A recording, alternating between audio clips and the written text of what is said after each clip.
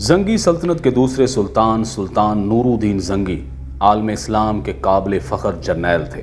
سلطان نور الدین زنگی 13 شوال 511 ہجری 7 فروری 1118 کو موصل میں پیدا ہوئے۔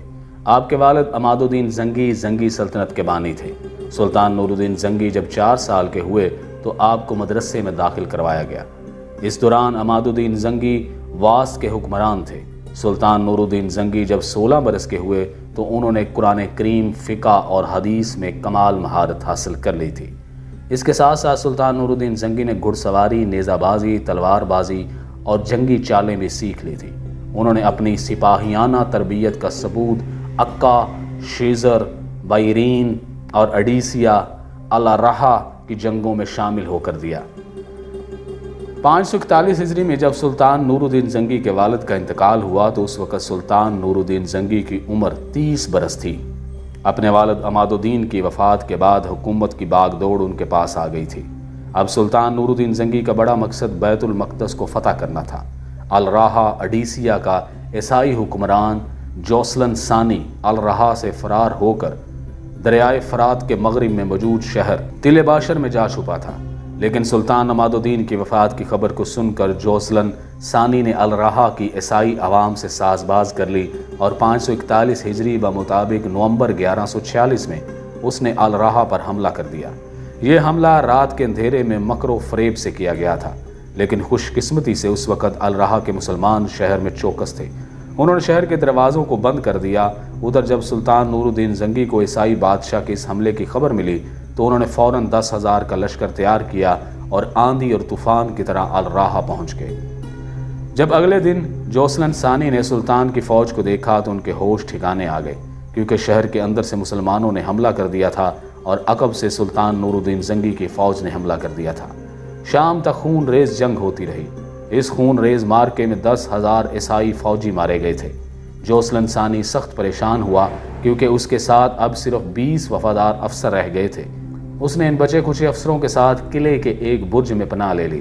جب مسلمانوں کو اس کی خبر ملی تو انہوں نے اس برج کو بارود کی سرنگ سے اڑا دیا، لیکن پھر بھی جوسلن ثانی کسی طرح جان بچانے میں کامیاب ہو گیا۔ اس شہر کی فتح سے عیسائی دنیا میں ماتم بچھ گیا۔ چنانچہ عیسائی بادشاہوں نے صلیب کے نام پر عوام کو مشتعل کیا اور مسلمانوں کے خلاف ایک فوج تیار کی گئی۔ فرانس کے بادشاہ لوئی ہفتم اور جرمنی کے بادشاہ کارنر ڈ سوم کی قیادت میں لاکھوں کا لشکر بیت المقدس روانہ ہوا۔ بیت المقدس پہنچنے کے بعد ان دونوں عیسائی بادشاہوں نے یہ فیصلہ کیا کہ مسلمانوں کی فوجی طاقت کو کچلنے کے لیے دمشق پر قبضہ کیا جائے۔ سلطان نور الدین زنگی کی بصیرت افروز نگاہیں دیکھ چکی تھی کہ عیسائی دمشق پر قبضے کا ارادہ رکھتے ہیں۔ سلطان نور الدین زنگی نے دمشق کے بااثر امراء سے رازداری سے بات چیت کر کے 549 ہجری بمطابق 1154 میں سلطان نور الدین زنگی نے دمشق پر قبضہ کر لیا۔ اب بیت المقدس تک مسلمانوں کے لیے راستہ صاف ہو چکا تھا۔ بعد کے سالوں میں حارم، شیزر اور جیش کے مارکے پیش آئے۔ رمضان المبارک 559 ہجری بمطابق 1164 اگست میں ایک خون ریز جنگ میں سلطان نور الدین زنگی نے حارم کو فتح کر لیا تھا۔ صلیبیوں کا یہ مضبوط قلعہ حلب کے مغرب میں انطاکیہ کے قریب واقع تھا۔ اس فتح کی خاص بات یہ تھی کہ سلطان نور الدین زنگی کے پاس صرف 4,000 مجاہدین تھے، جبکہ مقابلے میں 32,000 کا عیسائی لشکر تھا۔ لیکن سلطان نور الدین زنگی کی ایمانی طاقت کے سامنے یہ لشکر ڈھیر ہو گیا۔